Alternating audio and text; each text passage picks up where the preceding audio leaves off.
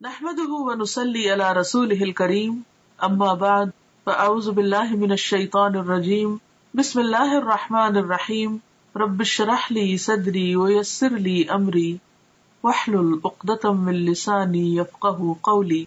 رجب کا مہینہ اور اس کی کون سی تاریخ ہے آج؟ 21.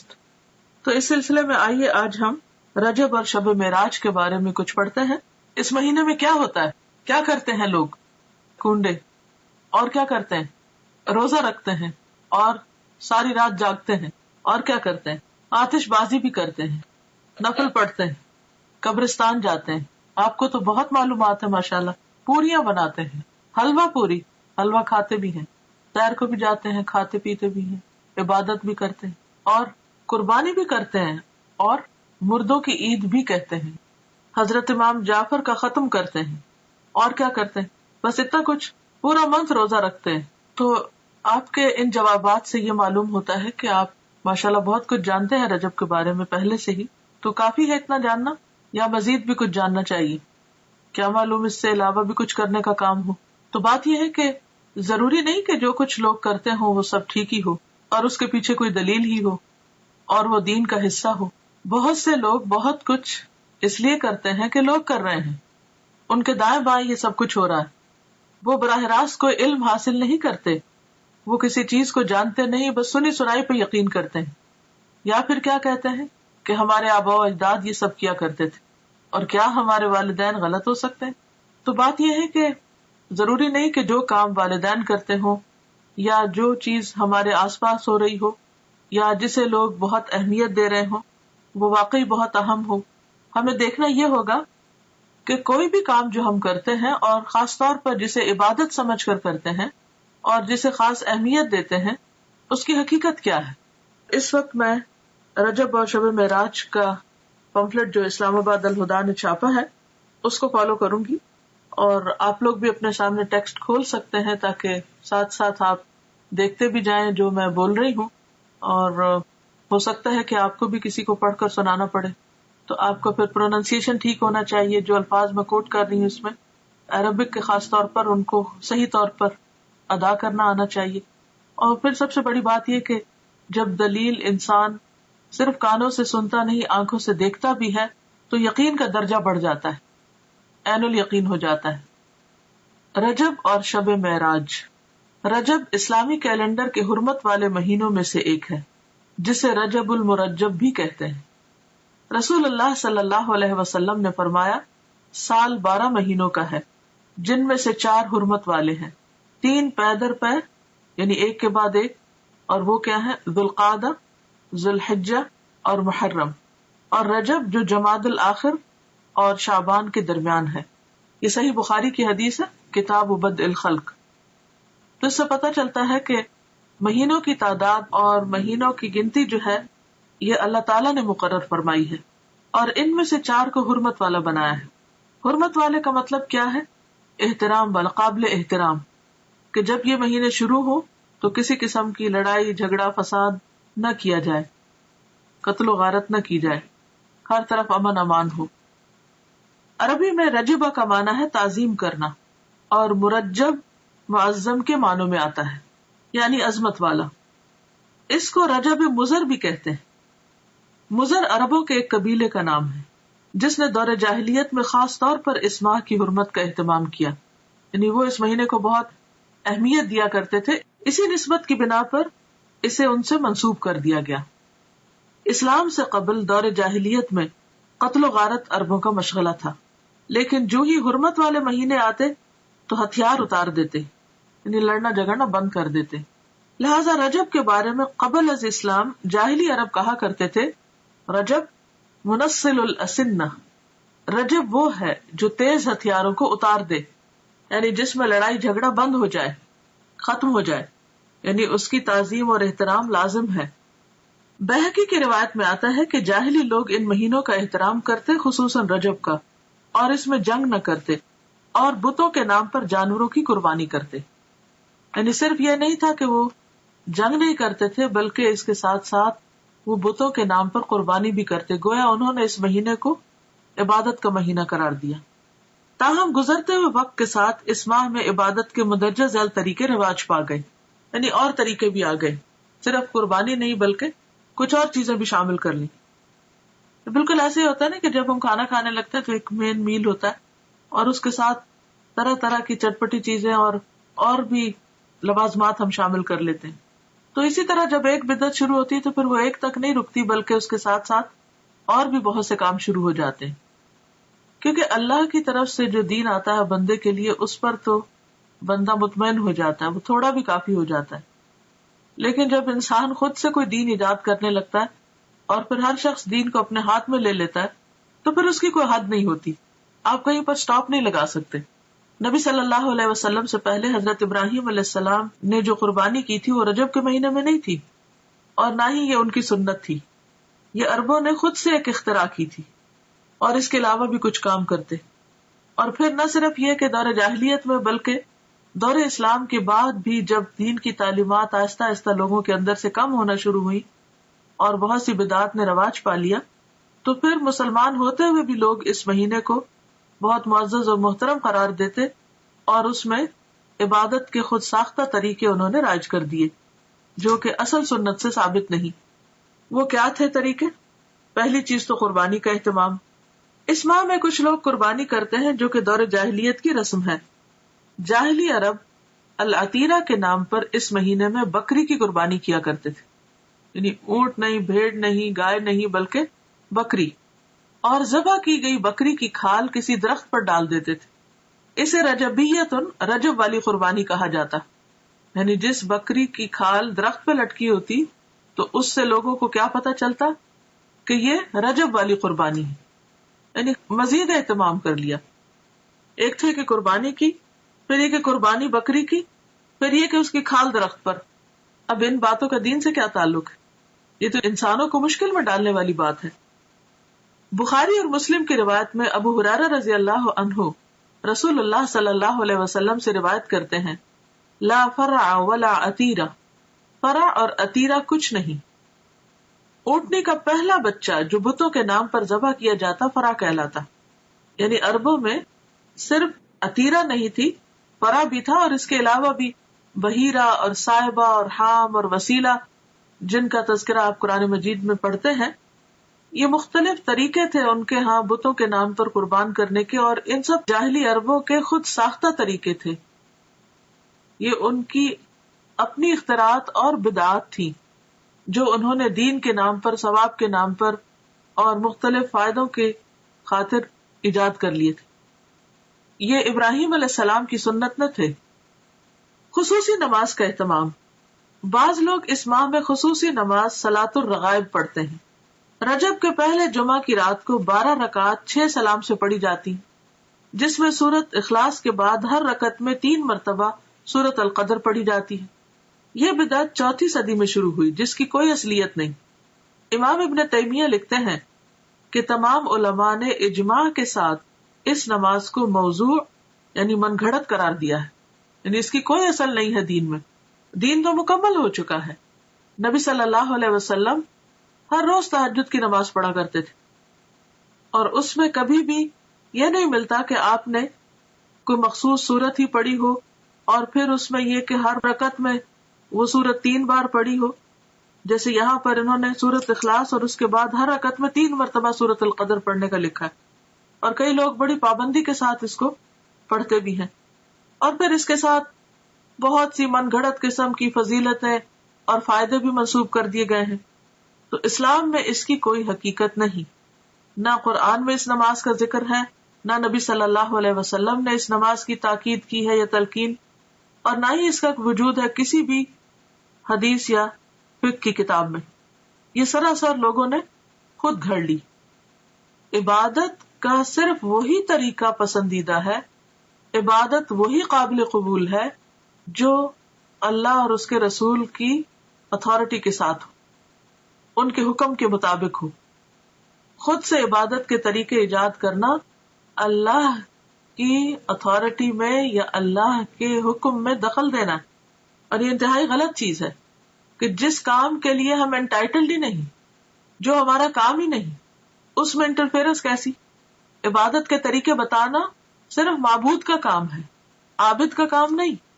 عابد بندہ غلام تو صرف پیروی کرے گا، اطاعت اور فرما برداری کرے گا، وہ خود سے وہ قانون نہیں بنائے گا.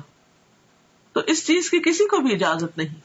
تو ہم سب کو اس کے بارے میں بے حد محتاط رہنا چاہیے.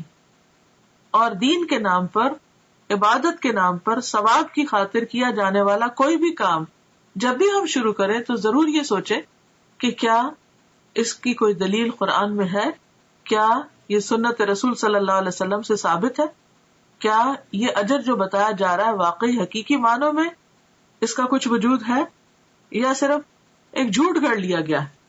اس طرح کی چیزیں دین میں شامل کرنا اور پھر ان کی پابندی کرنا اور ایک خاص رات میں یا خاص دن میں یا خاص طریقے پر، یہ سب چیزیں دین میں دخل اندازی ہے اور یہ ناپسندیدہ ہے.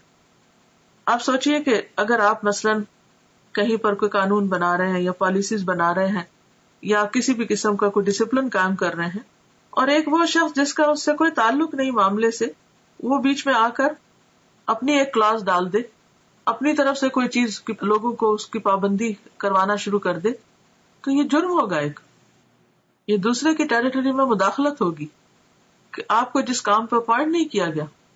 یا پھر یہ کہ مثلا اگر کسی کو کسی خاص قانون کی پابندی کروانے کے لیے کہا گیا اور وہ اس قانون کے ساتھ کچھ اور قانون اپنی طرف سے بھی شامل کر دے جس کی اس کو اجازت نہ ہو، اس کے پاس کوئی اتھارٹی نہ ہو، کوئی سند نہ ہو، تو یہ طریقہ انتہائی معیوب ہے.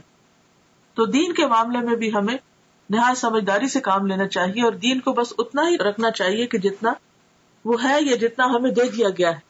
اگر ہم کچھ چیزیں اپنی طرف سے شامل کریں گے تو ایسا کرنا دین کو بوجھل بنانا ہوگا، مشکل بنانا ہوگا اور لوگوں کے لیے زندگی کو دوبر کرنے کے مترادف ہوگا. اور یہ انتہائی ناپسندیدہ بات ہے، کیونکہ ہمارے لیے اتنا ہی دین کافی ہے جتنا ہمیں اللہ اور اس کے رسول صلی اللہ علیہ وسلم نے دے دیا.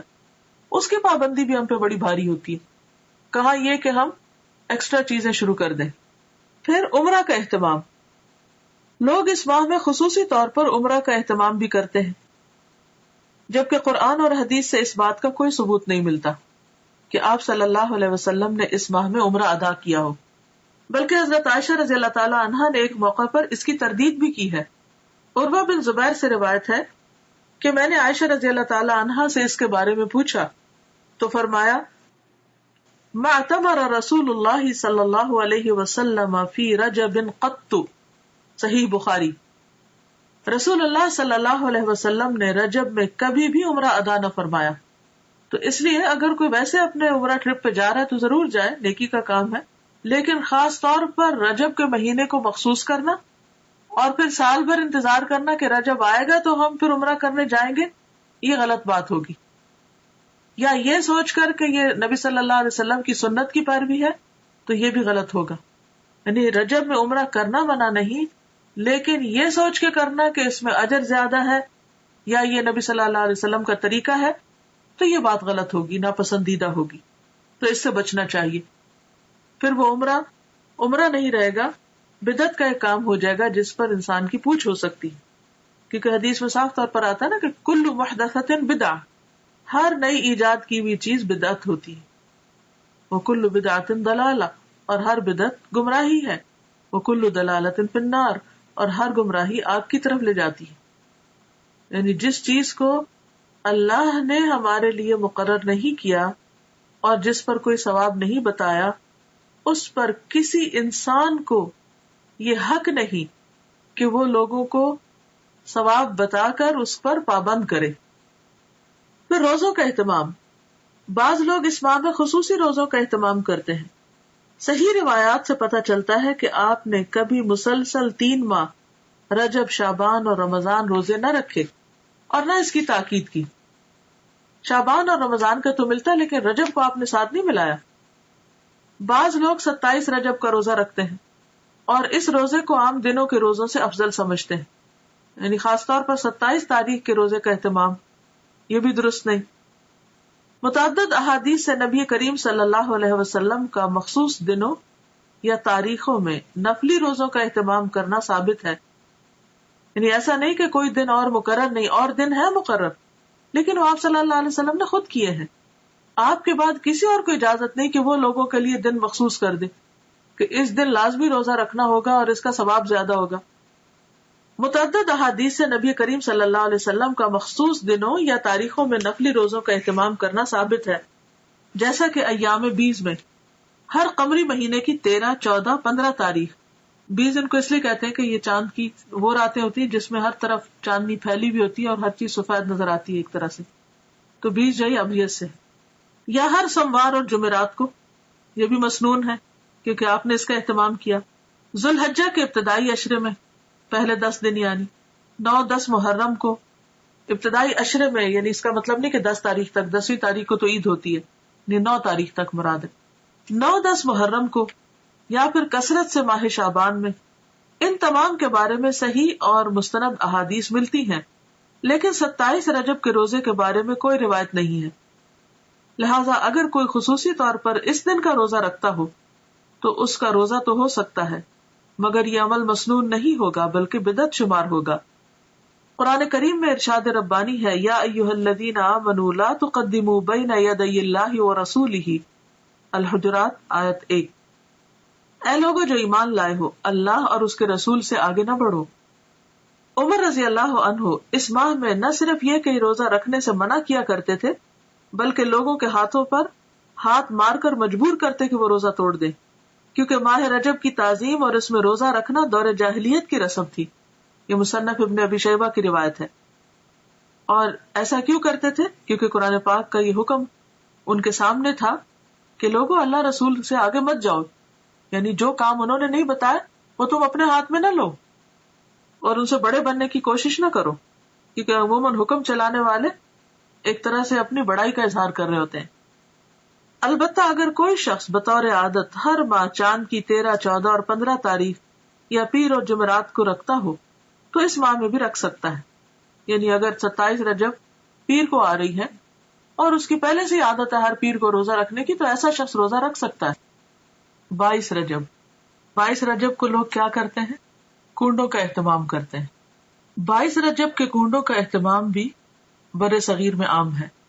22 رجب کو کنڈے بھرنا بطور رسم رواج پا چکا ہے، یعنی اس کا رواج عام ہو چکا ہے۔ اس رسم میں کسی منت کے پورا ہونے پر حلوہ پوری اور کھیر وغیرہ پکائی جاتی ہے۔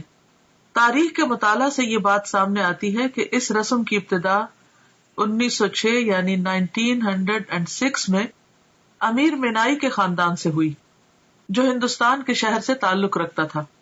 اس رسم کا مقصد امام جعفر کی روح کو ایصال ثواب تھا، حالانکہ اس بات کا تعین نہیں ہو سکا کہ مذکورہ امام کی پیدائش یا وفات ماہ رجب میں ہوئی تھی۔ کوئی بھی نہیں جانتا کہ واقعی امام جعفر اس مہینے میں پیدا ہوئے یا ان کی وفات ہوئی، لیکن اس رسم کو جو کہ تقریباً 100 سال پہلے شروع ہوئی، امام جعفر سے منسوب کر دیا گیا۔ تو اس سے یہ بھی پتہ چلتا ہے کہ اس کا آغاز نبی صلی اللہ علیہ وسلم نے نہیں کیا، یہ چیز اصل دین میں نہیں۔ اسلام میں کسی بھی برگزیدہ شخصیت کی پیدائش کے دن خوشی منانے یا خصوصی صدقہ و خیرات کی کوئی گنجائش نہیں ہے، یعنی کسی بھی انسان کے حوالے سے کوئی دن منانا اسلامی روایت نہیں ہے، مثلا برتھ ڈے منانا یا برسی منانا یا انہی خاص دنوں پر کوئی صدقہ خیرات کرنا، یہ سب چیزیں بعد کی پیداوار ہیں۔ صحابہ کرام ان چیزوں سے بہت آگے تھے، ان کی زندگیوں میں ایسی مصروفیات نہیں تھی، اسی وجہ سے انہوں نے بڑے بڑے کام کیے، دین کی بڑی خدمت کی۔ آج ہم میں سے اکثر لوگ وقت کی کمی کا شکایت کرتے ہیں کہ وقت نہیں ہے، تو اس کی بھی اصل وجہ کیا ہے؟ اس کی بنیادی وجہ ہمارا غیر ضروری، غیر متعلق چیزوں میں اپنا وقت لگانا ہے یا اپنا مال لگانا ہے۔ جہاں صدقہ کی ضرورت ہوتی ہے وہاں ہم صدقہ نہیں کرتے، بھوکے کو کھانا نہیں کھلاتے، یتیم کی پرورش سے جی چراتے ہیں۔ اسی طرح دین کے کام، تبلیغ کے کاموں میں خرچ کرنا تو ہمارے ذہن میں ہی نہیں ہوتا، یا اس کو تو ہم صدقہ خیرات میں شامل ہی نہیں کرتے، یا صدقہ جاریہ کے کام یا پروجیکٹس جو ہیں وہ نظر انداز کیے رکھتے ہیں، یعنی اوور آل جو امت کی حالت، اسی وجہ سے ہماری حالت دیکھنے کے قابل ہے۔ لیکن پھر ہمارا مال کہاں جاتا ہے؟ یا تو وہ شادی کی بڑی بڑی تقریبات میں صرف ہو جاتا ہے، یا پھر وہ وفات کے موقع سے متعلق بہت سے جو رسم و رواج ہم لوگوں نے عام کر رکھے ہیں ان میں خرچ ہو جاتا ہے، یا پھر اسی قسم کے نظر اور منت ہے جس کا اسلام میں کوئی بھی تصور نہیں، کوئی اس کی اوریجن نہیں، ان میں خرچ ہو جاتے ہیں. یہ قول ہے کہ البدعۃ تمیت السنہ، بدعت جو ہے وہ سنت کو ختم کر دیتی ہے، سنت کی موت ہے. یعنی کوئی بھی سنت رواج نہیں پا سکتی اگر کہیں پر بدعت چھائی ہوئی ہو. تو یہ عام سمجھ میں آنے والی کامن سینس کی بات ہے کہ اگر آپ اپنے وقت کو یا اپنی جگہ کو یا اپنے کسی بھی کام کو غیر ضروری چیزوں سے اسٹف کر دیں گے، بھر دیں گے اور غیر متعلقہ چیزیں اس میں کرنے لگیں گے، تو جو اصل چیز ہے یا اہم کام ہے وہ نہیں ہو سکے گا. مثلاً اگر اپنے اہم وقت میں، پرائم ٹائم میں آپ فضول باتیں کرتے رہیں، ادھر ادھر گھومتے پھرتے رہیں، تو آپ کا نماز کا وقت نکل جائے گا. اسی طرح اگر آپ اپنے صدقہ خیرات کو غیر ضروری چیزوں پر لگا دیں گے تو ضروری چیزوں پہ خرچ کرنے کے لیے آپ کے پاس مال نہیں رہے گا. اسی طرح اگر آپ کی دلچسپیاں صرف انٹرٹینمنٹ میں لگ گئی تو آپ کے پاس وقت نہیں رہے گا کہ آپ کوئی سنجیدہ کام کر سکیں. تو بات یہ ہے کہ اسلام میں کسی بھی برگزیدہ شخصیت کی پیدائش کے دن خوشی منانے یا خصوصی صدقہ خیرات کی کوئی گنجائش نہیں ہے. علاوہ ازیں کنڈوں کا نہ قرآن و سنت میں ذکر ہے، نہ ہی صحابہ کرام، تابعین یا تبع تابعین کے زمانے میں اس کا کوئی ثبوت ملتا ہے. یعنی ان لوگوں کے ہاں اس کا کوئی کانسیپٹ ہے ہی نہیں. تو جو چیز قرآن و سنت سے ثابت نہیں، اس کے کرنے پر کوئی اجر و ثواب بھی نہیں. اور اگر ہم بعد میں کوئی ایسی چیز ایجاد کرتے ہیں اور اجر و ثواب کی نیت سے کرتے ہیں تو وہ بدعت میں شمار ہوگا، اس کے فائدے کی بجائے گناہ ہوگا. لہٰذا ایسی چیزوں سے بچنا ضروری ہے. اصل دین کیا ہے؟ ہمارے ذہن میں واضح ہونا چاہیے کہ اصل دین کیا ہے. اصل دین وہ ہے جو اللہ تعالیٰ نے محمد صلی اللہ علیہ وسلم کے ذریعے ہم تک پہنچایا. یعنی دین اللہ کی اطاعت و فرمانبرداری، اس کے احکامات کے آگے سر تسلیم خم کرنے اور محمد صلی اللہ علیہ وسلم کی سنت پر عمل کرنے کا نام ہے. ارشاد ربانی ہے، الیوم اکملت لکم دینکم واتممت علیکم نعمتی ورضیت لکم الاسلام دینا. المائدہ 3. آج میں نے تمہارے لیے تمہارا دین مکمل کر دیا اور تم پر اپنی نعمت تمام کر دی اور تمہارے لیے دین اسلام کو پسند کر لیا. لہذا کوئی بھی ایسا کام جو آپ صلی اللہ علیہ وسلم نے نہ کیا اور نہ ہی اس کا حکم دیا، اسے دین کا حصہ سمجھتے ہوئے ادا کرنا اور پھر اس پر اجر و ثواب کی توقع رکھنا بدعت ہے. نبی کریم صلی اللہ علیہ وسلم کا ارشاد ہے، کل محدثۃ بدعہ وکل بدعۃ ضلالہ وکل ضلالۃ فی النار. بے شک ہر نئی بات بدعت ہے اور ہر بدعت گمراہی ہے اور ہر گمراہی آگ میں لے جانے والی ہے. بدعتی کے بارے میں رسول اللہ صلی اللہ علیہ وسلم کا ارشاد مبارک ہے کہ اللہ تعالیٰ بدعتی کی توبہ قبول نہیں کرتا جب تک کہ وہ بدعت ترک نہیں کرتا. یہ صحیح حدیث ہے ترغیب و ترہیب کی.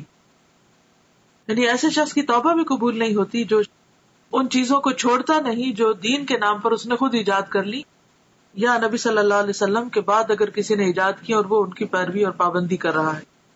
آپ صلی اللہ علیہ وسلم نے فرمایا، میں اپنے حوض پر تم سے پہلے موجود ہوں گا اور تم میں سے کچھ لوگ میرے سامنے لائے جائیں گے، پھر انہیں میرے سامنے سے ہٹا دیا جائے گا تو میں کہوں گا کہ اے میرے رب، یہ میرے ساتھی ہیں. لیکن مجھ سے کہا جائے گا کہ آپ نہیں جانتے انہوں نے آپ کے بعد کیا کیا نئی چیزیں ایجاد کر لی تھی. یہ صحیح بخاری کی روایت ہے. تو اس سے آپ اندازہ لگائیں کہ اگر کوئی شخص دین میں نئے طریقے ایجاد کرتا ہے اور ان کی پابندی کرتا ہے اور ان کو فرض کے درجے پر لے آتا ہے تو قیامت کے دن ایسے شخص کو نبی صلی اللہ علیہ وسلم کے حوض سے پانی نصیب نہ ہوگا اور آپ اس شخص سے خفا ہوں گے کیونکہ اس نے دین کو اپنے ہاتھ میں لے لیا. لہٰذا ایسے تمام طریقوں اور کاموں سے بچنے کی ضرورت ہے جو دین کے نام پر آپ کے بعد ایجاد کر لیے گئے ہوں، کیونکہ آپ صلی اللہ علیہ وسلم نے فرمایا، من احدث فی امرنا ھذا ما لیس منہ فہو رد. صحیح بخاری. جس نے ہمارے اس دین میں کوئی ایسی چیز ایجاد کی جو اس میں سے نہ ہو تو وہ مردود ہے، یعنی ریجیکٹڈ ہے، قابل قبول نہیں. اسی طرح یہ ہے کہ بعض لوگ 27 رجب کی شب کو عبادت کا اہتمام کرتے ہیں، تو اس کے بارے میں دین کا حکم کیا ہے؟ دیگر بدعات کے علاوہ 27 رجب کو رات جاگ کر عبادت کرنے اور دن کو روزہ رکھنے کو بھی بہت اہمیت دی جاتی ہے اور اس کی نسبت واقعہ معراج سے کی جاتی ہے.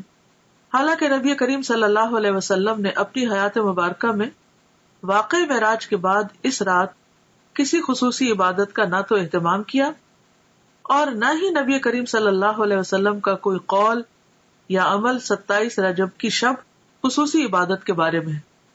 یعنی یہ سب کچھ سیلف کریٹڈ ہے. نہ تو آپ نے ایسی کوئی عبادت کی اس رات، نہ صحابہ نے روزہ رکھا، اور نہ ہی آپ نے کوئی ایسا حکم دیا. آپ کے جانثار صحابہ کرام یا ازواج مطہرات میں سے بھی کسی نے اس کا اہتمام نہیں کیا. لہٰذا ایسے تمام طریقوں اور کاموں سے بچنے کی ضرورت ہے جو دین کے نام پر نبی کریم صلی اللہ علیہ وسلم کے بعد ایجاد کر لیے گئے ہوں. یعنی اپنی طرف سے کسی چیز کی پابندی نہ اپنے اوپر اس طرح فرض کے درجے میں کرنی چاہیے اور نہ ہی کسی اور کو اس کا پابند کرنا چاہیے. واقع معراج کے ظہور کی حقیقت اپنی جگہ مسلم ہے. یہ واقعہ تو پیش آیا ہے، مگر یہ بھی ایک حقیقت ہے کہ اس کے رونما ہونے کی تاریخ کے بارے میں کم و بیش 36 مختلف اقوال ملتے ہیں. 36 ڈفرنٹ ورژنز ہیں. بعض کے مطابق یہ واقعہ ربیع الاول میں ہوا، بعض نے رمضان، بعض نے ہجرت سے چند سال بعد اور بعض نے چند ماہ قبل کہا. اس کی حتمی تاریخ کسی صحیح حدیث سے یقینی طور پر ثابت نہیں کہ واقعی یہ 27 رجب کو ہی ہوا ہوگا. تاہم یہ بات تسلیم شدہ ہے کہ نبی کریم صلی اللہ علیہ وسلم کو مکی زندگی کے آخری حصے میں یہ خاص مشاہدہ کرایا گیا جس میں ہمارے لیے سیکھنے اور عمل کرنے کے بہت سے پہلو ہیں. قرآن پاک میں اللہ تعالیٰ نے فرمایا ہے، سبحان الذی اسری بعبدہ لیلا من المسجد الحرام الی المسجد الاقصی الذی بارکنا حولہ لنریہ من آیاتنا انہ هو السمیع البصیر. سورۃ بنی اسرائیل آیت نمبر 1. پاک ہے وہ ذات جو اپنے بندے کو ایک رات میں مسجد الحرام سے مسجد اقصی تک لے گیا جس کے آس پاس ہم نے برکت رکھی ہے. یعنی اس علاقے میں اللہ نے برکتیں نازل کی ہیں تاکہ ہم اسے اپنی بعض نشانیاں دکھائیں. یقیناً وہ خوب سننے والا اور خوب دیکھنے والا ہے. اس آیت میں جس واقعے کی طرف اشارہ ہے وہ اسراء کے نام سے مشہور ہے. اسراء کے لفظی معنی ہے رات کو سفر کرنا، رات کو چلنا. یہ وہی سفر ہے جس میں نبی کریم صلی اللہ علیہ وسلم کو جسم اور روح سمیت مسجد الحرام یعنی مکہ سے مسجد اقصی فلسطین تک معجزاتی طور پر لے جایا گیا، یعنی براق پر. فرشتوں کی ہمنشینی کا یہ سفر اس زمانے کے حالات، اسباب سفر اور فاصلے کی طوالت کی وجہ سے انسانی عقل اور سمجھ سے بالا تر ہے. یعنی انسان نہیں سمجھ سکتا کہ ایک رات میں آپ اتنی تیزی سے وہ سفر کیسے کیے اور کس طرح آپ واپس بھی آ گئے. لیکن جیسا کہ اس آیت میں واضح کیا گیا ہے کہ پاک ہے وہ ذات یعنی اللہ جو اپنے بندے کو لے گیا.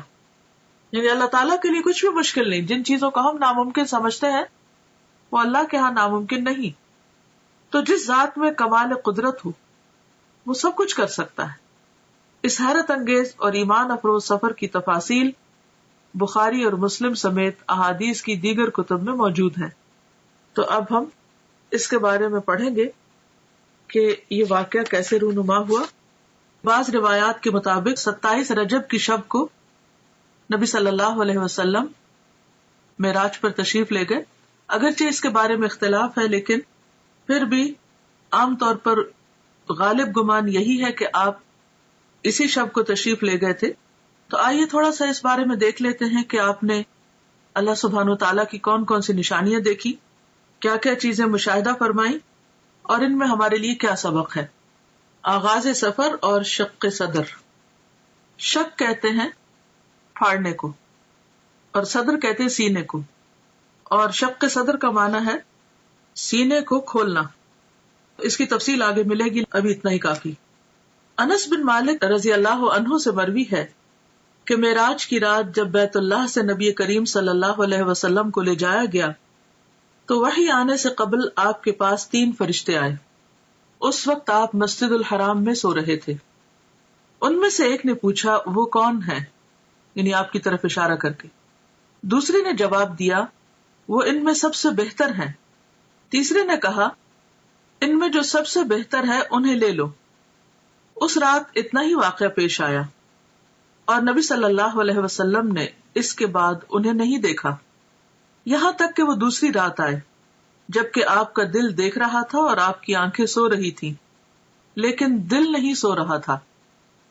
تمام انبیاء کی نیند ایسی ہی ہوتی ہے. انہوں نے آپ سے کوئی بات نہ کی یہاں تک کہ آپ کو اٹھا کر چاہے زمزم کے پاس لٹایا. چاہ کہتے ہیں کنویں کو، یعنی زمزم کے کنویں کے پاس. یہاں جبریل علیہ السلام نے اپنا کام سنبھالا اور سینہ مبارک گردن تک خود اپنے ہاتھ سے چاک کیا. چاک کیا یعنی کاٹا، اور سینہ اور پیٹ کی تمام چیزیں نکال کر انہیں اپنے ہاتھ سے زمزم کے پانی سے دھویا. جب خوب دھو چکے تو آپ کے پاس سونے کا ایک تشت لایا گیا. تشت پلیٹ کو کہتے ہیں، جیسے ٹرے وغیرہ.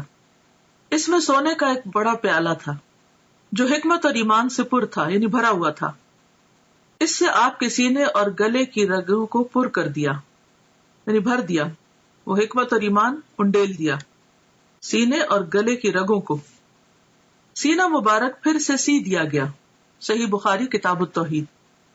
اور بہت سے لوگ اس بات پر حیران ہوں گے اور پریشان بھی ہوں گے کہ یہ کیسے ممکن ہے کہ کسی کا سینہ چاک کر دیا جائے.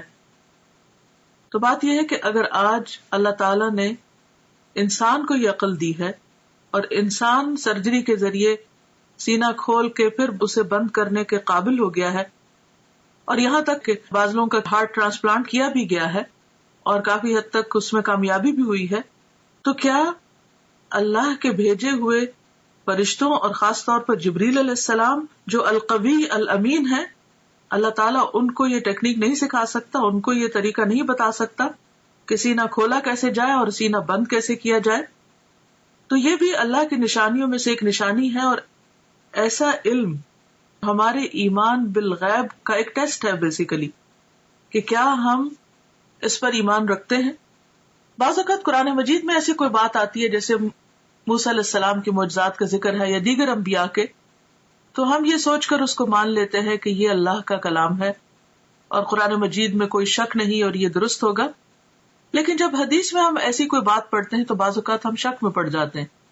تو ہدایت کے لیے بے حد ضروری ہے کہ والذین یؤمنون بما انزل الیک وما انزل من قبلک، وہ لوگ جو ایمان لاتے ہیں اس چیز پر جو آپ کی طرف نازل کی گئی.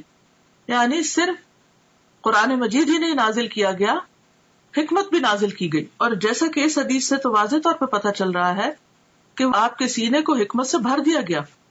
تو یہ کہاں سے آئی تھی حکمت؟ کہاں سے آیا تھا ایمان؟ کون لایا تھا؟ وہی لایا تھا جو دوسری وحی لاتے تھے، یعنی جبریل علیہ السلام. کہاں سے لائے تھے؟ اللہ سبحانہ وتعالیٰ کی طرف سے لائے تھے، اور پھر آپ کے اندر انڈیل دی گئی، ڈال دی گئی، اور اس سے آپ کا سینہ بھر دیا گیا. اب آپ سوچ رہے ہوں گے کہ حکمت اور ایمان تو ایبسٹریکٹ چیزیں ہیں، اور گلے کی رگیں جو ہے یا سینہ جو ہے یا دل جو ہے وہ دیکھنے کو مادی چیزیں ہیں، تو یہ کیسے ممکن ہوا؟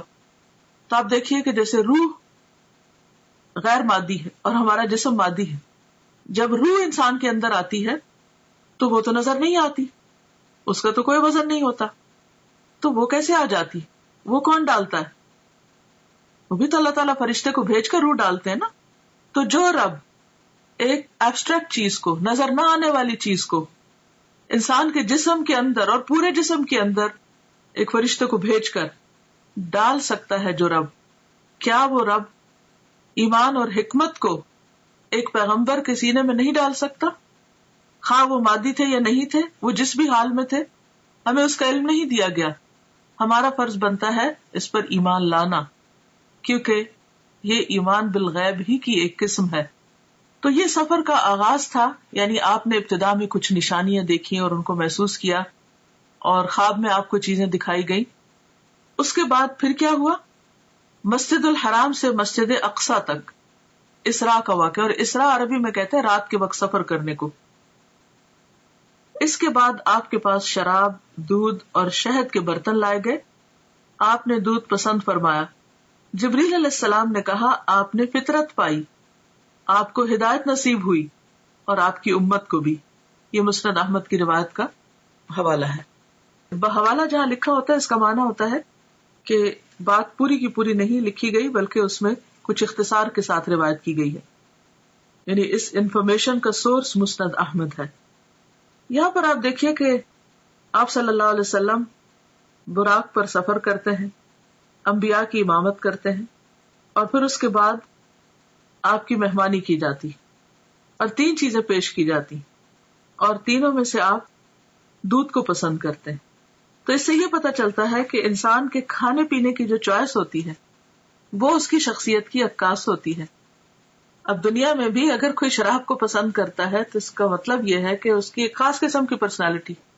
دودھ کو پسند کرنے والے شہد کو پسند کرنا، تو ہر انسان اپنے اپنے مزاج کے مطابق چیزوں کا انتخاب کرتا ہے. اور پھر بعض لوگوں کا انتخاب صرف ان کی اپنی ذات تک نہیں، ان کے خاندان اور پھر خاندان سے آگے بھی لوگوں کو متاثر کرتا ہے. تو خاص طور پر جو لوگ دین کا کام کرنے والے ہیں ان کے لیے بے حد ضروری ہے کہ وہ انبیاء کی سنت کو فالو کریں اپنے کھانے پینے کی چوائس میں بھی. مسجد اقصی سے آسمانوں کی طرف معراج. معراج کا لفظ جو ہے یہ عین را جیم سے ہے. عروج اسی سے ہے جس کا معنی ہوتا ہے بلندی، اور معراج عربی میں سیڑھی کو کہتے ہیں. مسجد اقصی سے آپ کو عالم بالا میں لے جایا گیا. معراج عربی میں سیڑھی کو کہتے ہیں جو اوپر چڑھنے کے لیے استعمال ہوتی ہے. اس نسبت سے سفر کے اس حصے کو بھی معراج کہا گیا ہے. بیشتر مفسرین کے نزدیک سورۃ النجم کی درج ذیل آیات واقع معراج کی دلیل ہیں. سورۃ النجم آیت 13-18 یعنی 13 سے 18 تک. وَلَقَدْ رَآهُ نَزْلَةً أُخْرَى عِنْدَ سِدْرَةِ الْمُنْتَهَى عِنْدَهَا جَنَّةُ الْمَأْوَى إِذْ يَغْشَى السِّدْرَةَ مَا يَغْشَى مَا زَاغَ الْبَصَرُ وَمَا طَغَى لَقَدْ رَأَى مِنْ آيَاتِ رَبِّهِ الْكُبْرَى. اور ایک مرتبہ پھر اس نے سدرۃ المنتہا کے پاس اس کو اترتے دیکھا. کس نے کس کو دیکھا؟ محمد صلی اللہ علیہ وسلم نے جبریل علیہ السلام کو دیکھا. اس کا مطلب یہ کہ آپ سدرۃ المنتہا تک تشریف لے گئے جہاں پاس ہی جنت المأوا ہے. سدرہ کہتے ہیں بیری کے درخت کو. اس وقت سدرہ پر چھا رہا تھا جو کچھ چھا رہا تھا، یعنی نور وغیرہ. اس کی وضاحت یہاں نہیں کی گئی لیکن مراد یہی ہے. نہ نگاہ چندھیائی نہ حد سے متجاوز ہوئی، یعنی نہ نگاہ چندھیائی. چندھیائی کا مطلب یہ ہے کہ جب ہم مثلا سورج کی طرف دیکھتے ہیں تو ہماری آنکھیں کیسے ہو جاتی ہیں، ایک دم ہم سکویز کرنے لگتے ہیں آنکھوں کو. یہ چندھیانا ہوتا ہے، یعنی پوری طرح آنکھ کھول کے نہ دیکھنا. تو نہ نگاہ چندھیائی نہ حد سے متجاوز ہوئی، یعنی جہاں تک دیکھنے کا حکم تھا وہی تک ٹھہری رہی، اس سے آگے نہیں گئی. اور اس نے یعنی محمد صلی اللہ علیہ وسلم نے اپنے رب کی بڑی بڑی نشانیاں دیکھی. تو یہ آیات اس بات پر دلیل ہے کہ آپ صلی اللہ علیہ وسلم اس رات صرف مسجد اقصی تک نہیں بلکہ آسمانوں پر تشریف لے گئے، اور صرف آسمانوں تک نہیں سدرۃ المنتہا تک گئے، اور وہاں تک تشریف لے گئے جہاں نہ کوئی انسان گیا، نہ کوئی جن اور نہ کوئی فرشتہ. مندرجہ بالا آیات میں نبی کریم صلی اللہ علیہ وسلم کے آسمانوں کی طرف جانے اور سدرۃ المنتہا اور اس کے آس پاس کی چیزوں کو دیکھنے کا ثبوت ملتا ہے. سفر آسمان. مسجد اقصی میں تمام انبیاء کی امامت کے بعد سواری کے لیے براق پیش کیا گیا. آپ دوبارہ اس پر سوار ہو کر پہلے آسمان تک گئے. جبریل علیہ السلام نے آسمان کا دروازہ کھلوایا. فرشتوں کی طرف سے پوچھا گیا کون ہے؟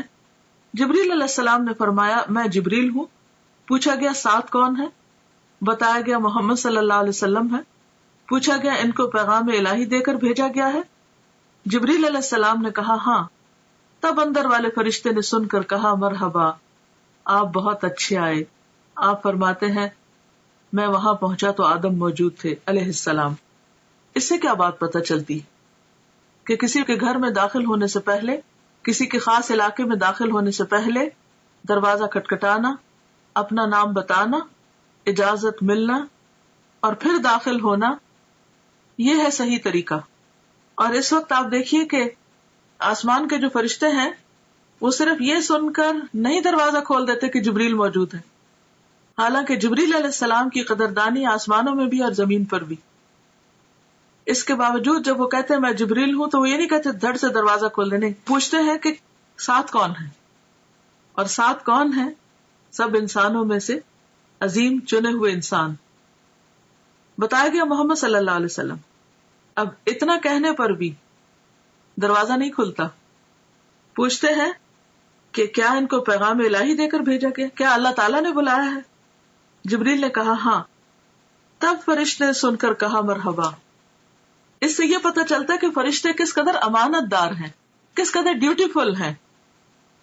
ان کو جو کہا گیا ہے وہی کرتے ہیں. یفعلون ما یؤمرون. اچھا ہمارا حال کیا ہوتا ہے کہ ہم فوراً ایکسائٹمنٹ میں اپنی حدود سے آگے بڑھ جاتے ہیں. اچھا فلاں، بس فلاں کے لیے تو کوئی قید ہی نہیں، کوئی حد ہی نہیں اور کوئی ریسٹرکشن ہی نہیں. دنیا میں آپ دیکھیے کہ جو VIP عام طور پر ہوتے ہیں یا مخصوص قسم کے لوگ ہوتے ہیں، بعض اوقات ان کے لیے کوئی قانون نہیں ہوتا اور سمجھتے کہ وہ ہر قانون سے بالا ہے اور وہ جہاں سے چاہے داخل ہو جائے اور جو چاہے کرے، اور اگر کسی کو روکا جائے تو وہ اس کو انا کا مسئلہ بھی بنا لیتا ہے کہ میری بے عزتی کی گئی ہے. لیکن یہاں پر آپ دیکھیے کہ جبریل علیہ السلام بھی اس قانون کی پابندی کرتے ہیں اور بہت آرام کے ساتھ جواب دیتے ہیں، اور پھر جتنا سوال پوچھا جاتا ہے اتنا ہی جواب دیتے ہیں، اور پھر نبی صلی اللہ علیہ وسلم کا تعارف کراتے ہیں، اور اس کے بعد دروازہ کھلتا ہے. جب دروازہ کھلتا ہے تو آپ صلی اللہ علیہ وسلم آدم علیہ السلام کو دیکھتے ہیں. جبریل نے کہا کہ یہ آپ کے باپ آدم ہیں. اس سے پتہ چلتا ہے کہ گائیڈڈ ٹور تھا اور جبریل علیہ السلام ساتھ ساتھ تعارف کرا رہے تھے. تو ہمارے سیکھنے کی بات یہ بھی ہے کہ ہمارے پاس اگر کوئی گیسٹ آئے یا ہم اس کو کوئی ٹور دلوا رہے ہوں تو اس کی رہنمائی بھی کرنی چاہیے کہ وہ کس سے مل رہا ہے، کہاں جا رہا ہے. کیونکہ ہم ازیوم کر لیتے ہیں کہ خود ہی ٹھیک ہے، یا کثر نفسی سے کام لیتے ہیں کہ اچھا اب یہ کیا بتانا، تو یہ جب پوچھیں گے تو ہم بتا دیں گے، تو نہیں پوچھے تو نہ صحیح. اس میں ضروری حد تک معلومات دی جا رہی ہیں اور ساتھ یہ بھی بتایا جا رہا ہے کہ انہیں سلام کیجیے. حالانکہ نبی صلی اللہ علیہ وسلم سے بڑھ کر سلام کرنے والا کون تھا؟ تو نبی صلی اللہ علیہ وسلم فرماتے کہ میں نے انہیں سلام کیا تو آپ نے جواب دیا، یعنی آدم علیہ السلام نے، مرحبا فرزند صالح، نبی صالح، اور آپ کی نبوت کا اقرار کیا. یہ صحیح بخاری کی روایت ہے کتاب التوحید. حالانکہ عمر میں حضور صلی اللہ علیہ وسلم بعد میں آئے، یعنی آپ کے بچوں میں سے، تو بعض اوقات ہم بچوں سے ایکسپیکٹ کرتے ہیں کہ وہ ہمارا ادب کرے اور وہ ہمیں زیادہ اپریشیٹ کرے، لیکن آدم علیہ السلام خود آگے بڑھ کر مرحبا کہتے ہیں اور بہت محبت بھرے کلمات کہتے ہیں، فرزند صالح، نبی صالح، اور پھر آپ کی نبوت کو بھی مانتے ہیں. اس سے ایک بہت اچھی بات پتہ چلتی ہے کہ اگر بچے کبھی والدین سے زیادہ ترقی کر جائیں، مرتبے اور مقام میں، اسٹیٹس میں آگے بڑھ جائیں، تو اس صورت میں اس اسٹیٹس کو اکنالج کرنا، اولاد کو اپریشیٹ کرنا، ان کو ان کا مقام دینا، یہ بھی پیغمبرانہ اخلاق میں سے ہے. اور اس میں آپ دیکھیں کہ وہ انہیں صالح کہہ کے پکارتے یعنی نیک. یہ کوئی خوشامد نہیں تھی یا کوئی جھوٹی تعریف نہیں تھی. اگر کسی کے اندر کوئی خوبی ہے تو اس خوبی کا ذکر کر دینا اخلاص کے ساتھ، اچھے آسن انداز میں، دوسرے کو اچھے لقب سے پکارنا، یہ بھی ایک بہترین اخلاق ہے. بعض اوقات جب کوئی چھوٹا ہوتا ہے نا عمر میں ہم سے، تو خواہ مرتبے میں بڑا بھی ہو تو ہم صرف نام لے لے کے پکارتے ہیں، یہ ظاہر کرنے کے لیے کہ ہم عمر میں بڑے ہیں یا ہم کسی بھی اعتبار سے بڑے ہیں، اور یہ تو چھوٹا ہے، اگر اس کے اندر کوئی خوبی ہے بھی تو بھی اس کو اکنالج نہیں کرتے. مثلاً بعض اوقات ایسا ہوتا ہے کہ آپ کا کوئی شاگرد بہت ترقی کر جاتا ہے، علم حاصل کر کے بڑے مرتبے پہ پہنچ جاتا ہے، تو اب آپ اس کو یہ نہ سوچیں کہ چونکہ یہ میرا شاگرد ہے اس لیے زندگی بھر یہ میرے سے کم ہی رہے گا. نہیں، وہ آپ سے زیادہ بھی آگے جا سکتا ہے. تو ایسی صورت میں اس کے علم کو، اس کے تقویٰ کو یا کسی بھی چیز کو اکنالج کرنا جو ہے یہ بھی ضروری ہوتا ہے. ایک اور روایت ہے کہ آپ نے آسمان دنیا میں ایک بزرگ شخص کو بیٹھے دیکھا جس کے دائیں اور بائیں صرف کچھ صورتیں نظر آئیں. دائیں طرف دیکھتے تو وہ بزرگ ہنستے اور بائیں طرف دیکھتے تو روتے. میں نے جبریل سے پوچھا یہ کون ہے؟ تو جواب دیا گیا آدم ہے. یہ دوسری روایت میں آتا ہے. یہ دائیں جانب والی اور بائیں جانب والی صورتیں ان کی اولاد ہیں. دائیں طرف یعنی رائٹ ہینڈ والے جنتی ہیں اور بائیں طرف والے دوزخی ہیں، اس لیے ایک طرف دیکھ کر ہنستے ہیں اور دوسری طرف دیکھ کر روتے ہیں. یہ صحیح بخاری کی روایت ہے. اور پچھلی روایت اور اس میں کوئی کنٹراڈکشن نہیں ہے. پچھلی روایت جو ہے وہ مختصر ہے، جس میں آدم علیہ السلام کو دیکھتے ہیں تو آپ جبریل سلام کرنے کو کہتے ہیں. تو اس میں یہ ہے کہ شاید نبی صلی اللہ علیہ وسلم دور سے دیکھتے ہیں اور آدم علیہ السلام کے عمل کو دیکھ کر تھوڑے حیران ہوتے ہیں، تو جبریل علیہ السلام انہیں بتا دیتے ہیں اور جب وہاں پہنچتے ہیں تو پھر سلام کرنے کے لیے کہتے ہیں. نبی کریم صلی اللہ علیہ وسلم فرماتے ہیں جبریل مجھے لے کر آگے بڑھے اور دوسرے آسمان تک پہنچے، پھر اسی طرح سوال و جواب ہوئے.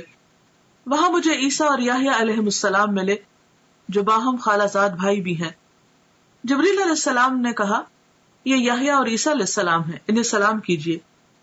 میں نے سلام کیا، دونوں نے جواب دیا. پھر کہا مرحبا برادر صالح اور نبی صالح، اور آپ کی نبوت کا اقرار کیا. پھر اسی طرح ان سے کچھ باتیں ہوئیں. صحیح بخاری کی روایت ہے. تو اس سے پتہ چلتا ہے کہ جس آسمان پہ بھی آپ جا رہے تھے وہاں سلام دعا ہو رہی تھی. اور یہی ہم مسلمانوں کا بھی شعار اور طریقہ ہونا چاہیے کہ جس سے بھی ملے تو پہلی چیز سلام دعا. اس کے بعد مجھے لے کر تیسرے آسمان کی طرف چڑھے اور دروازہ کھلوایا. پوچھا گیا کون؟ جبریل نے کہا میں ہوں. پوچھا گیا تمہارے ساتھ کون ہے؟ انہوں نے کہا محمد صلی اللہ علیہ وسلم. پوچھا گیا ان کے پاس پیغام الہی دے کر بھیجا گیا ہے؟ جبریل علیہ السلام نے کہا ہاں. فرشتوں نے یہ سن کر کہا مرحبا آپ بہت اچھے آئے. دروازہ کھولا گیا. وہاں پہنچے تو دیکھا کہ وہاں یوسف علیہ السلام موجود ہیں. جبریل علیہ السلام نے کہا یہ یوسف علیہ السلام ہے، سلام کہیے. میں نے سلام کیا، انہوں نے جواب دیا. انہوں نے کہا مرحبا برادر صالح اور نبی صالح، اور آپ کی نبوت کا اقرار کیا. ایک اور روایت میں ہے کہ آپ صلی اللہ علیہ وسلم نے فرمایا میں نے یوسف علیہ السلام کو دیکھا، اللہ نے حسن کا آدھا حصہ ان کو دیا تھا. صحیح مسلم کتاب الایمان. اس کے بعد جبریل علیہ السلام مجھے لے کر آگے بڑھے. چوتھے آسمان پر اسی طرح سوال و جواب ہوئے. ادریس علیہ السلام وہاں موجود تھے، سلام دعا ہوئی. انہوں نے بھی اسی طرح برادر صالح اور نبی صالح کہہ کر مرحبا کہا اور آپ کی نبوت کا اقرار کیا. برادر بھائی کو کہتے ہیں فارسی میں. اس کے بعد جبریل علیہ السلام پانچویں آسمان تک آگے بڑھے. وہاں بھی اسی طرح سلام دعا ہوئی. ہارون علیہ السلام وہاں موجود تھے. انہوں نے بھی نبی صالح برادر صالح کہہ کر مرحبا کہا اور آپ کی نبوت کا اقرار کیا. اس کے بعد آگے چھٹے آسمان تک چڑھے. دروازہ کھلوایا گیا اور اسی طرح سوال و جواب اور مرحبا کہا اور آپ کی نبوت کا اقرار کیا. یہاں پر موسیٰ علیہ السلام تھے. آپ انہیں چھوڑ کر آگے بڑھے تو وہ رونے لگے. پوچھا آپ کے رونے کی کیا وجہ ہے؟ انہوں نے کہا میں اس لیے روتا ہوں کہ یہ نوجوان پیغمبر نبی صلی اللہ علیہ وسلم میرے بعد مبعوث ہوئے. ان کی امت کے لوگ میری امت کے لوگوں سے زیادہ تعداد میں جنت میں جائیں گے. یعنی انہیں اپنی امت کا فکر تھا اور وہ ان کے غم میں ایک طرح سے رو رہے تھے. یہ نہیں کہ انہیں نبی صلی اللہ علیہ وسلم کو زیادہ خیر ملنے پر حسد کا شکار ہو کر رونا دھونا شروع کر دیا. اور اس سے یہ بھی پتہ چلتا ہے کہ جب انسان کسی کے اندر کوئی خوبی اور بھلائی دیکھتا ہے تو اس وقت وہ تمنا کرتا ہے کہ اس کے پاس بھی خوبی اور بھلائی ہو. لیکن یہاں آپ دیکھیں کہ موسیٰ علیہ السلام اپنی ذات نہیں اپنی امت کی فکر کر رہے ہیں. اور یہ امت کی خیرخواہی اور لوگوں کی خیرخواہی جو ہے یہ انبیاء کی سرشت میں ہوتی ہے.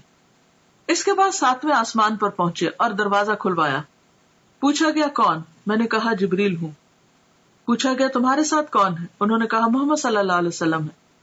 پوچھا گیا ان کے پاس پیغام الہی دے کر بھیجا گیا؟ اس سے پتہ چلتا ہے کہ ہر آسمان کے فرشتے نے ایسا ہی کیا.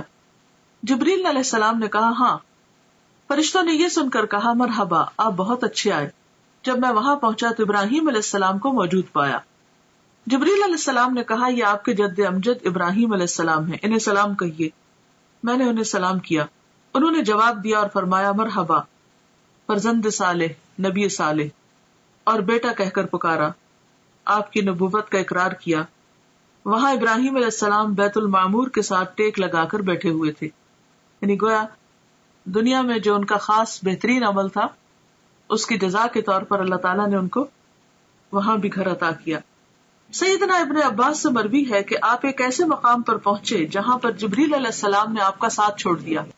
تو اس پر آپ نے فرمایا ایسے مقام پر کوئی دوست اپنے دوست کو نہیں چھوڑتا، آپ میرا ساتھ کیوں چھوڑ رہے ہیں؟ جبریل علیہ السلام نے فرمایا اگر میں اس مقام سے آگے بڑھوں تو نور سے جل جاؤں گا. سنن بہقی کی روایت ہے. اس کے بعد آپ کو سدرۃ المنتہا تک لے جایا گیا. اس کے بیر حجر کے مٹکوں کے برابر اور اس کے پتے ہاتھی کے کان کی طرح تھے. یعنی پتے بہت بڑے بڑے تھے اور بیر بھی بہت بڑے بڑے. اس پر سونے کے پتنگے چھا گئے اور اللہ کے حکم سے جو کچھ چھانا تھا چھا گیا. یہ حجر کے مٹکے جو ہے یہ علاقے کا نام ہے اور وہاں کے برتن شاید مشہور ہیں. یا خاص سائز کے ہیں تو اس لیے ان سے تشبیہ دی گئی. اور اللہ کے حکم سے جو کچھ چھانا تھا چھا گیا. اس سے وہ سدرہ بیری کا درخت تبدیل ہو کر اتنا خوبصورت ہو گیا کہ اللہ کی کوئی مخلوق اس کا حسن بیان کرنے کی تاب نہیں رکھتی. آج بھی آپ دیکھیں کہ بعض لوگ درختوں کے آس پاس یا نیچے لائٹس لگا کر رکھتے ہیں. دن کے وقت تو درختوں کا اپنا ایک حسن ہوتا ہے, سورج کی روشنی میں بہت خوبصورت چمکتے ہوئے نظر آتے ہیں, لیکن رات کے وقت بعض اوقات درختوں کے اوپر لائٹیں لگائی ہوئی ہوتی ہیں یا بعض اوقات ان کے تنے کے بالکل نیچے زمین پر اس اینگل سے لائٹس لگائی جاتی ہیں کہ درختوں کا حسن دوبالا ہو. تو رات کے وقت بھی اگر آپ ان درختوں کو دیکھیں روشنی میں تو ان کا حسن اور طرح کا ہوتا ہے. تو یہاں پر یہ ہے کہ وہ جو بیری کا درخت تھا اس پر بھی خاص قسم کا نور اور روشنی اسے بے حد خوبصورت بنا رہی تھی. اس وقت اللہ تعالیٰ نے اپنے بندے کو وحی فرمائی اور آپ پر اور آپ کی امت پر 50 وقت کی نمازیں فرض کی. واپس آتے ہوئے موسیٰ علیہ السلام سے آپ کی ملاقات ہوئی تو دریافت کیا کہ آپ کو کیا حکم ملا. آپ نے جواب دیا, ایک دن رات میں مجھ پر اور میری امت پر 50 نمازیں فرض کی گئی. موسیٰ علیہ السلام نے کہا, آپ کی امت ایک دن رات میں 50 نمازیں نہ پڑھ سکے گی. میں بنی اسرائیل کا خوب تجربہ کر چکا ہوں. آپ کمی کی درخواست لے کر اپنے رب کے پاس جائیں. موسیٰ علیہ السلام کے فرمانے پر آپ اللہ کے پاس واپس گئے اور کمی کی درخواست کی. اللہ تعالیٰ نے آپ کی درخواست کو قبول فرما کر 10 نمازوں کی تخفیف فرمائی. اس کے بعد آپ موسیٰ علیہ السلام کے پاس آئے تو انہوں نے پوچھا کیا ہوا. آپ نے کہا کہ 10 نمازوں کی کمی کر دی گئی. یہ سن کر موسیٰ علیہ السلام نے فرمایا, اب پھر واپس جائیے اور تخفیف یعنی کمی کی درخواست کیجیے. آپ واپس گئے اور اللہ تعالیٰ سے تخفیف کی درخواست کی. اللہ تعالیٰ نے اس کے بعد 10 نمازوں کی کمی کر دی.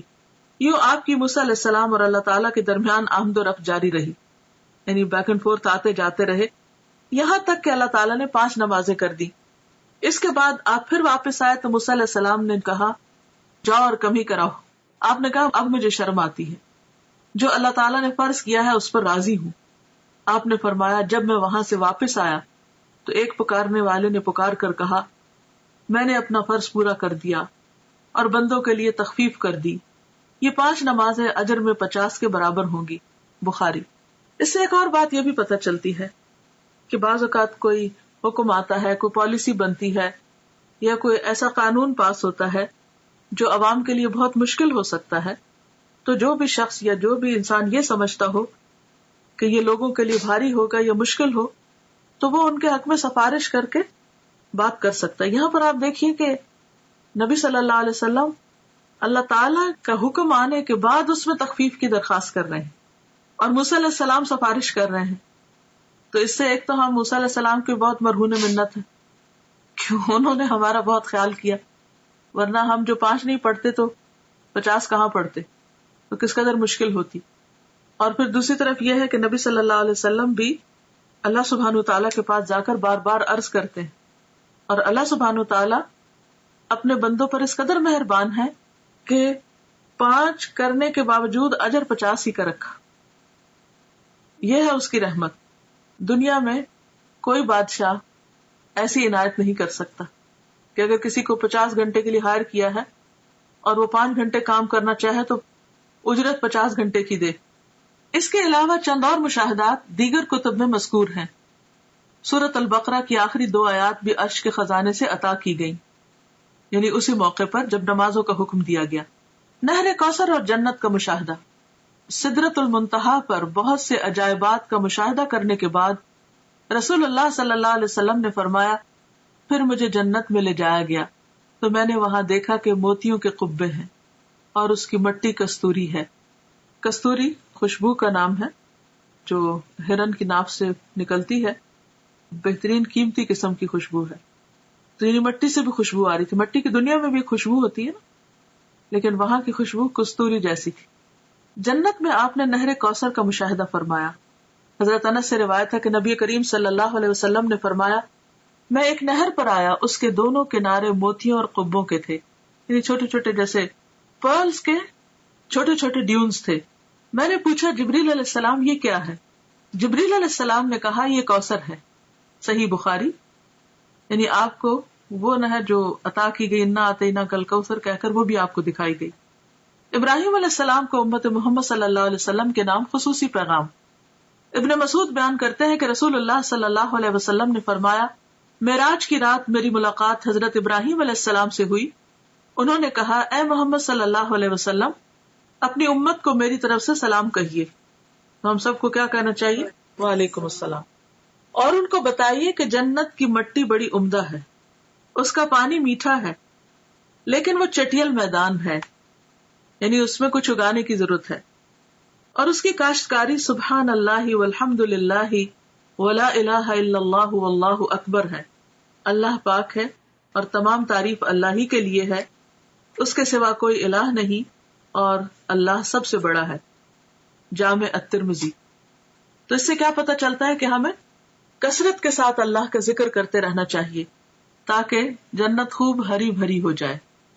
دنیا میں پودے لگانے کا، خاص طور پر جن لوگوں کو گارڈننگ کا شوق ہوتا ہے، وہ کبھی راضی ہوتا ہی نہیں. ایک کے بعد ایک قسم کا پودا، یہاں بھی جگہ خالی ہے، اس کونے میں یہ لگ جائے، یہاں بڑا درخت لگ جائے، یہاں چھوٹا لگ جائے. تو یہ امیجن کیا کریں، دنیا کے آج کل تو ویسے بھی سمر ہے اور ہر طرف پھل پھول لگے ہوئے ہیں، تو اسے دیکھ کر ہمیشہ جنت کا سوچا کریں کہ کتنی گرینری چاہیے، کیسا باغ چاہیے. پھر آپ دیکھ لیجئے کہ کتنا ذکر کرنا ہے. غیبت کرنے والوں کا انجام بد، یعنی جہاں آپ نے اچھی اچھی چیزیں دیکھی وہاں پر آپ نے جہنم کے کچھ نظارے بھی دیکھے. انس رضی اللہ عنہ سے روایت ہے کہ رسول اللہ صلی اللہ علیہ وسلم نے فرمایا، معراج کے موقع پر میرا گزر ایسے لوگوں کے پاس سے ہوا جن کے ناخن پیتل کے تھے، براس کے. وہ اپنے چہروں اور سینوں کو نوچ رہے تھے. میں نے پوچھا، جبریل علیہ السلام، یہ کون لوگ ہیں؟ جبریل نے کہا، یہ وہ لوگ ہیں جو لوگوں کا گوشت کھایا کرتے تھے اور ان کی غیبت کرتے تھے، یعنی دوسروں کو بدنما کرتے، دوسروں کے عزت پر حملہ کرتے، اور آج ان کی اپنی شکل جو ہے وہ خود بگاڑ رہے ہیں. بے عمل خطباء کا عبرتناک انجام. انس رضی اللہ عنہ سے روایت ہے کہ رسول اللہ صلی اللہ علیہ وسلم نے فرمایا، میں نے معراج کی رات کچھ لوگوں کو دیکھا کہ ان کے منہ آگ کی کینچیوں سے کاٹے جا رہے ہیں. میں نے پوچھا، جبریل، یہ کون لوگ ہیں؟ جبریل نے کہا، یہ آپ کی امت کے وہ خطیب ہیں، سپیکرز ہیں، جو لوگوں کو تو بھلائیوں کا حکم دیتے ہیں اور خود ان پر عمل نہیں کرتے، حالانکہ وہ کتاب بھی پڑھتے ہیں بس وہ نہیں سمجھتے. یہ شرح السنہ کی روایت ہے. یعنی دوسروں کو نصیحت اور خود میاں فضیحت، اوروں کو نیکی کا حکم دینا اور خود اس پر عمل نہ کرنا، یہ بھی ایک بہت سیریس میٹر ہے. جب ہم کسی کو بھی کچھ کہنے جا رہے ہوں تو اپنے آپ کو بھی ضرور ساتھ ساتھ شامل کر لیں. بیان اسراء اور معراج پر اہل مکہ کا رد عمل. اسی رات نبی کریم صلی اللہ علیہ وسلم واپس مکہ تشریف لائے. مولانا ظفر علی خان نے کیا خوب کہا ہے، زنجیر بھی ہلتی رہی، بستر بھی رہا گرم، ایک پل میں سرے عرش گئے آئے محمد صلی اللہ علیہ وسلم. یعنی آپ ایک ہی رات میں آسمان پہ جا کے واپس آ گئے، اور یہ سب کچھ معجزانہ طور پر ہوا، اور یہ بھی اللہ کی قدرت اور اللہ کی عظمت کی دلیل ہے کہ وہ جو چاہے کرے. اگلی صبح آپ نے قوم کو گزشتہ رات کے بارے میں بتایا. صحیح مسلم ہے کہ اللہ کے رسول صلی اللہ علیہ وسلم نے فرمایا، معراج کا یہ واقعہ جب میں نے مشرکین مکہ کو سنایا تو انہوں نے اس کی تردید اور تکذیب کی. کسی نے تالیاں بجائیں، کسی نے تعجب اور انکار کے ساتھ ہاتھ اپنے سر پہ رکھ لیا. کچھ لوگ ابو بکر کے پاس گئے اور انہیں اس کی خبر دی. وہ ایک پیکر صدق و ایمان تھے. کہنے لگے، اگر یہ بات آپ صلی اللہ علیہ وسلم نے فرمائی ہے تو سچ فرمائی ہے. لوگوں نے کہا، آپ بھی ان کی تصدیق کرتے ہیں؟ آپ نے جواب دیا، میں تو اس سے بھی بڑی بات پر آپ کی تصدیق کرتا ہوں. آسمان سے صبح و شام جو خبر آتی ہے میں اس میں بھی آپ کو سچا مانتا ہوں. اسی پر ان کا لقب صدیق ٹھہرا. اب دیکھیں کہ جہاں یہ اتنا بڑا اعزاز تھا اور آپ نے اتنا کچھ دیکھا، وہاں اس کا ذکر اتنی شدید مخالفت اور لوگوں کے اندر شکوک و شبہات کا ذریعہ بن گیا.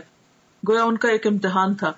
اور اس موقع پر جو حقیقی معنی میں ایمان لانے والے تھے، جن کے رہنما ابو بکر صدیق ہیں، انہوں نے اپنے عمل سے آپ صلی اللہ علیہ وسلم کی اس فعل کی تصدیق کی اور صدیق کا لقب پایا. حقیقی ایمان وہی ہے جو ہر طرح کے شک و شبہ سے بالا ہو. دین کے بارے میں، کسی قرآن کی آیت کے بارے میں یا حدیث کے بارے میں یا پیغمبر صلی اللہ علیہ وسلم کے کسی عمل کے بارے میں کوئی بات اگر آپ کو اپنی عقل سے بالا لگے اور سمجھ نہ آئے تو اس موقع پر فوراً یہ سوچا کریں کہ جس رب نے آسمان بنایا، زمین بنائی، سب کچھ بنا، اس کے لیے کون سا کام مشکل ہے. تو شک کی کوئی گنجائش رہتی نہیں. شکوک و شبہات جو ہے یہ منافقت کو جنم دیتے ہیں، اور جب شک آنے لگے تو یہ آیت بھی پڑھا کرے، اف اللہ شک فاطر السماوات والارض، اف اللہ شک، کیا اللہ کے بارے میں شک جس نے آسمان و زمین کو پھاڑا، یعنی یہ اکٹھے تھے پھر ان کو الگ الگ کیا، یعنی جس نے اتنا بڑا کام کیا، کیا اس کی ذات میں یا اس کے احکامات میں یا اس کے کسی بھی کارنامے میں یا قدرت میں شک کیا جا سکتا ہے؟ ہرگز بھی نہیں۔ اظہار ثانی اور بے یقینی کے جذبات سے مغلوب کفار نے آپ کا امتحان لینے کی ٹھانی۔ بات یہ ہے نا کہ ہر نعمت کے ساتھ ایک آزمائش ہوتی۔ پوچھا کہ بیت المقدس کیسا ہے اور اس کی علامتیں کیا ہیں؟ صحیح مسلم میں آپ کا ارشاد نقل ہے کہ اللہ تعالیٰ نے بیت المقدس میرے سامنے ظاہر فرما دیا، اور جو باتیں اور نشانیاں مشرکین دریافت کرتے میں دیکھ دیکھ کر بتاتا جاتا، آپ کو کچھ بھی نہیں بھولا۔ یوں آپ کی تردید اور تکذیب کا جو جذبہ لیا ہے اس کی یکسر نفی ہو گئی، لیکن نہ ماننے والے پھر بھی نہ مانے۔